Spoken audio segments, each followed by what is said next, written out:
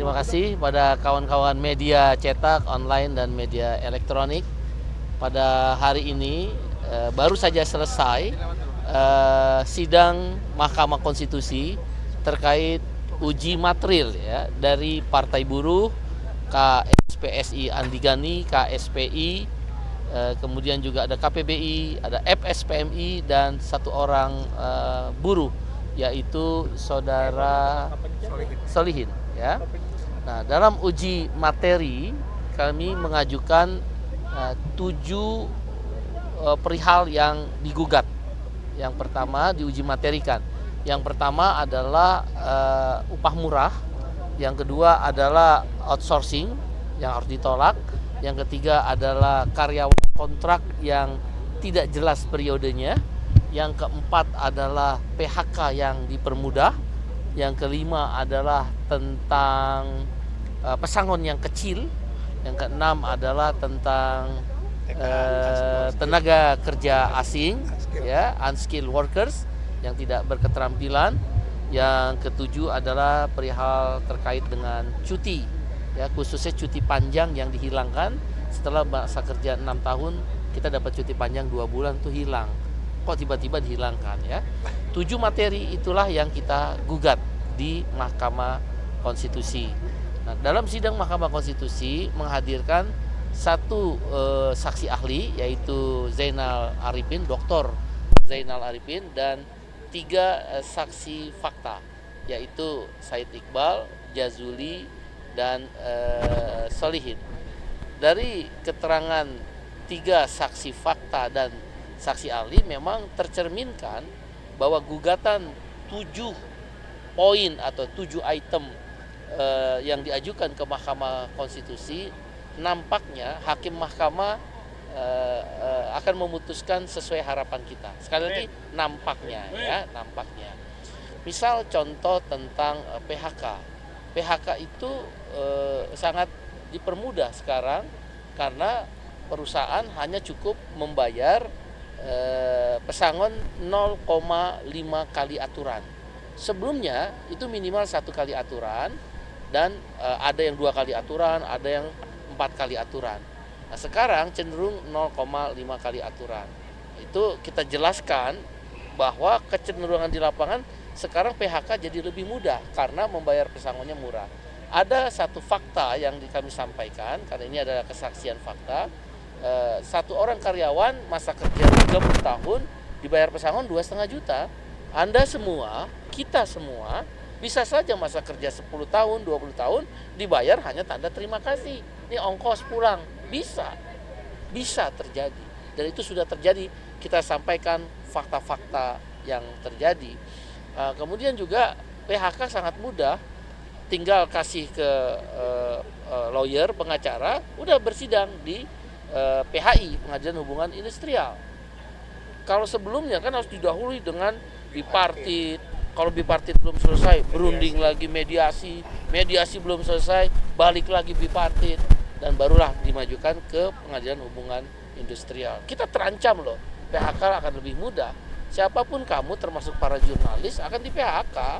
Dan sudah ada fakta-fakta yang kami sampaikan, orang yang bekerja 30 tahun, 20 tahun di PHK, kemudian ditawarkan karyawan kontrak atau karyawan outsourcing. Itu yang akan terjadi dengan undang-undang Cipta Kerja ini. Karena itu kami meminta gugatan. Persoalan tentang misal upah itu kenaikannya adalah ada faktor indeks tertentu. Pertanyaannya, apa itu indeks tertentu? Nah, pemerintah tidak bisa menjawab apa itu indeks tertentu. Anda rasakan kan, inflasi 2,8%, pertumbuhan ekonomi 5,2%. Itulah kenapa pegawai negeri ataupun TNI Polri kita setuju naiknya 8%, karena 2,8% ditambah 5,2%, 8%. Nah, kita buruh, termasuk para jurnalis, termasuk buruh-buruh pabrik, termasuk karyawan-karyawan bank yang berkantor di gedung-gedung bagus itu, naik upahnya 1,8%. Padahal inflasinya saja 2,8%. Jadi upah kita kegerogot dengan inflasi. Nah, itu kita sampaikan. Karena apa? Faktor ada istilah indeks tertentu itu. Jadi kenaikan upah bahkan tadi kita sampaikan di Lumajang dan di Jember misal, naik upahnya hanya 15.000. 15.000 rupiah per bulan dibagi 30.000 berarti 500 rupiah. Kita sampaikan ke toilet aja 2.000 rupiah. Masa naik upah ada 500 rupiah. Ini adalah penyebab dari adanya Undang-Undang Cipta Kerja. Oleh karena itu kami menyampaikan dengan Majelis Hakim 7 poin tadi yang telah kami sampaikan benar-benar untuk dikabulkan, yaitu hapus outsourcing, kembalikan kepada yang lama, yaitu hanya 5 jenis pekerjaan yang boleh di outsourcing. Karyawan kontrak harus ada periode, yaitu maksimal 3 periode dan 5 tahun.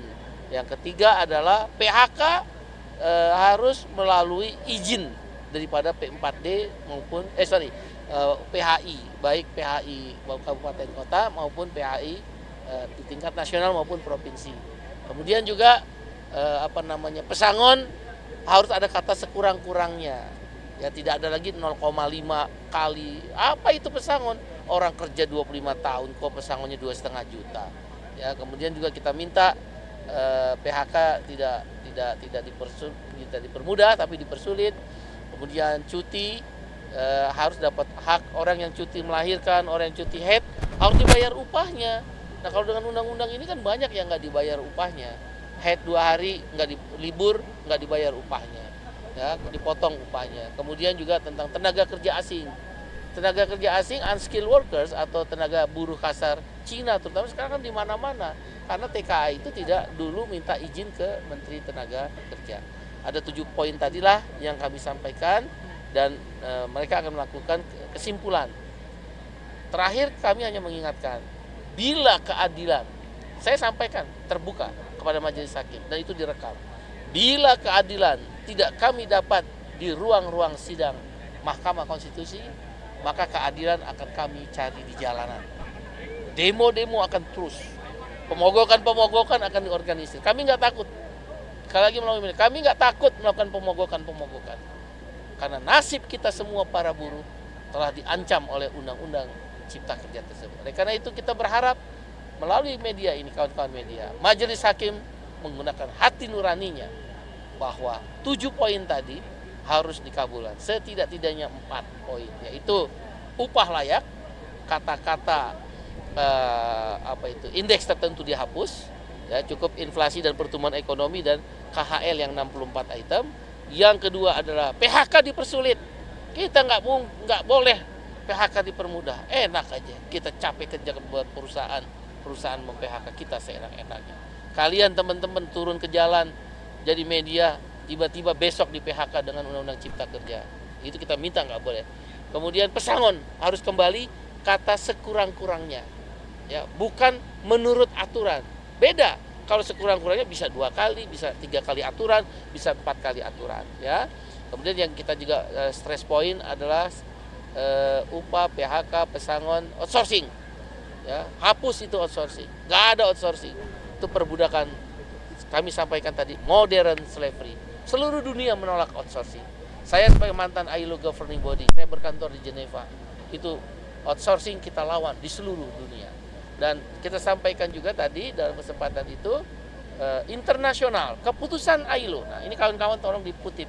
Keputusan sidang ILO, ya, disebut ILC Conference pada tanggal 23 Juni 2023 sudah menyatakan bahwa Undang-Undang Cipta Kerja klaster ketenaga kerjaan melanggar Konvensi ILO nomor 87 tentang hak berserikat dan Konvensi ILO nomor 98 hak berunding. ILO sudah menyatakan itu. Pemerintah Indonesia dinyatakan melanggar dan pemerintah Indonesia sudah meratifikasi, artinya menandatangani, setuju dengan isi Konvensi ILO nomor 87 dan Konvensi ILO nomor 98. Karena saya orang ILO. Nah, tadi kita sampaikan kepada Majelis Hakim, bila mana ini tidak, maka akan juga ada tekanan dari internasional yang akan membantu. Udah nggak ada pilihan, mengorganisir pemogokan, mogok nasional, 5 juta buruh akan ikut bergabung pada kami. Dan berhari-hari, kalau 1 hari gagal, kita cari lagi entah hari yang lain. Berhari-hari, sampai kapan? sampai dunia ini runtuh. Dan Omnibus Law, Undang Cipta Kerja, Klaster Ketenaga Kerjaan dihapus dan dicabut. Demikian, dan kita tinggal menunggu kesimpulan, ya, kesimpulan dari majelis hakim. Mudah-mudahan kita berdoa semua karena kamu semua, saya, kita semua, anak kita terancam masa depannya, terancam upah kita. Kalau pengusaha mah enak-enak aja dia, tinggal pecat, tetap kaya. Tapi kalau buruh dipecat, miskin. Terus negara di mana? Emang ini negara pengusaha saja? Emang ini negara pemodal saja? Ini negara semua warga Republik Indonesia. Oleh karena itu, hakim Mahkamah Konstitusi harus berlaku adil terhadap keputusan ini. Demikian, terima kasih. Pak Said tadi kan disebutkan, Bapak sendiri yakin kalau misalkan MK hakim, sedikit Pak, pertanyaan apa sih tadi yang disampaikan oleh hakim itu Pak? Contoh tentang outsourcing. Sudah ada keputusan Mahkamah Konstitusi sebelumnya. Dengan demikian tidak boleh bertentangan dengan keputusan yang sebelumnya yang menyatakan secara letterless ya, dilarang outsourcing itu. Ya, kemudian tentang upah harus layak, sudah ada keputusan Mahkamah Konstitusi sebelumnya. Jadi dengan mereview dari kuasa hukum tadi menyampaikan tentang beberapa keputusan MK yang sudah diputuskan, jangan di keputusan sekarang ini kok bertentangan. Nah, kira-kira itulah keyakinan kami, terutama pasal outsourcing, pasal upah, pasal PHK, dan pasal pesangon. Kamu semua, saya, kita, rakyat Indonesia dirugikan oleh Omnibus Law. Saya tidak takut mengorganisir pemogokan umum. Saya berani melakukan mengorganisir pemogokan umum sesuai undang-undang. Kita lumpuhkan ekonomi Indonesia. Demikian, terima kasih. Oke ya, terima kasih semua. Ini pemerintah sedang dari Serikat Buruh seperti apa? Jangan membuat aturan yang membebani biaya hidup orang. Orang udah susah sekarang. Ya, udah naik upahnya murah di bawah inflasi.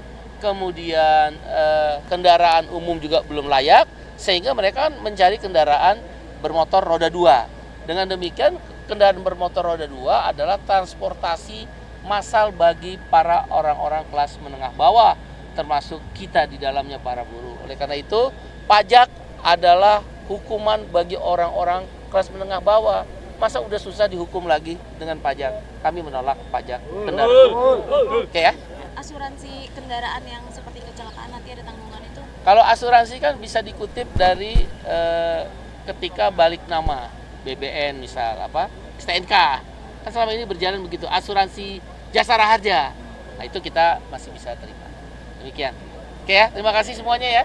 Terima kasih semuanya.